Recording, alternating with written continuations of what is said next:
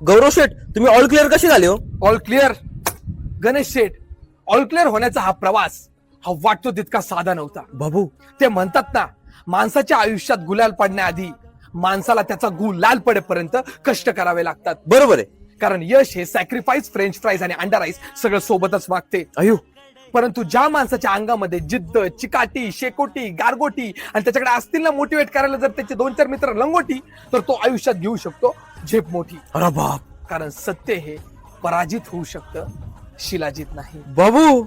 गणेश शेठ, आजची परिस्थिती जशी आहे तशी काही दिवसापूर्वी नव्हती. पेपरच्या आदल्या दिवशी माझ्याकडे फक्त 2च पर्याय होते. एक तर रात्रभर अभ्यास करून नाईट मारा, किंवा दुसरं पेपरला जाऊन कॉप्या करा आणि सुपरवायझरला डायरेक्ट टाईट मारा. बाबू, कारण वडिलांनी तसं सांगितलंच होतं की या सेमला नाही निघली ना म्हणे तुझी केटी, तर डायरेक्ट घरी यायचं आणि करायची म्हणजे शेती. अर गणेश शेठ, प्रवास सोपा नव्हता आणि आज मी स्टेटस टाकलंय डॉन दिग्गज गेम मध्ये, कारण गौरव ऑल क्लिअर आहे या सेम मध्ये. बाबू. पण गणेश शेठ, एका टायमाला मी पण डिमोटिवेट झालेलो.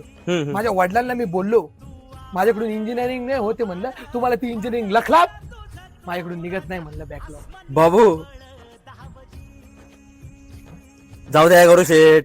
डोळे पाणवलेत, पण गणेश शेठ, या डोळ्यामध्ये तुम्हाला आज चमक दिसत असेल ती यशाची चमक. अरे बाप. फक्त ह्या गोष्टीसाठी एकच गोष्ट महत्वाची ठेवली मी, ती म्हणजे कशीत कशी, कळशीत कळशी म्हणजे सातत्य. गणेश शेठ, अच्छा, कन्सिस्टन्सी. येस, बिकॉज अंत अस्ति प्रारंभ. And is the beginning. Come on man, I know like this shit.